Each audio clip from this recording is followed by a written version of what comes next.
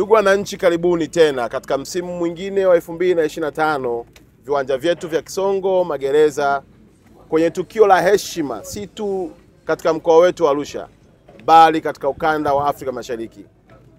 Ni tukio zito kubwa linalojumuisha makampuni zaidi ya 500 na zaidi ya nchi 40 zinahudhuria kuanzia tarehe 6, 7, 8 kuonyesha mnyororo mzima wa thamani katika sekta yetu ya utalii.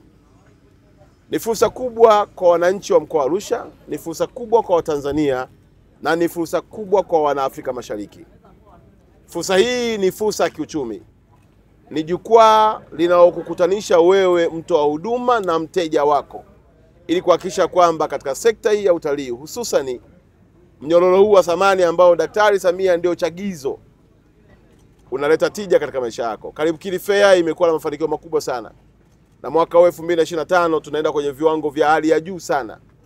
Nawapongeza waandaaji na wamiliki wa Karibu Kili Fair tukiongozwa na mkurugenzi wetu hapa Dominic, lakini na entire crew kuhakikisha kwamba maandalizi mpaka leo hii siku ya Jumatatu tarehe 2 yamefikia 70%. Mambo yangu makubwa matatu. Moja ni kuwaomba wananchi wote wa Tanzania. Watanzania wote, karibuni Arusha. Mwezi wa Karibu Kili Fair. Na kwa kuwa rais wetu Daktari Samia amekuwa chachu na sababu ya mafanikio makubwa ya sekta ya utalii, amemwagiza naibu waziri mkuu ndugu yetu Doto Biteko kuja ku-officiate tukio hili tarehe 6. Kwa lugha nyepesi kwamba mgeni wetu rasmi tarehe 6 atakuwa Mheshimiwa naibu waziri mkuu Doto Biteko ambaye tutakuwa naye katika viwanja hivi vya Kisongo Magereza. Na kuomba kuwepo kwako kusikiza hotuba ya mgeni rasmi itakuwa pia ni fursa nyingine ya kujua sekta hii inachangia kiasi gani pato la taifa na imetengeneza ajira kiasi gani. Ukipita katika mabanda hapa utaona tu vijana wanavyochakalika kutafuta pesa.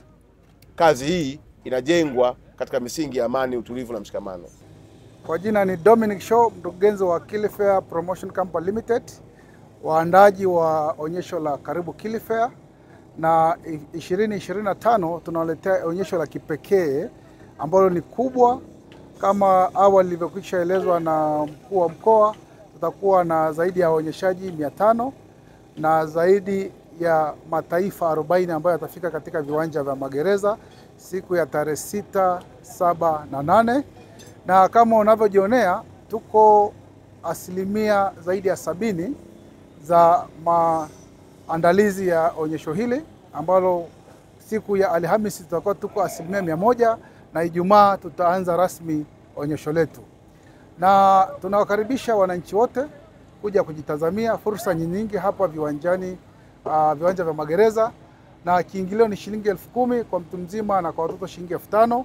Usibaki nyumbani, elimu ni kubwa sana na thamani ya wewe kufika katika viwanja hivi ni kubwa. Kwa hiyo njoo jitazamie. Kuna michezo ya watoto, sehemu za kucheza ni kubwa sana.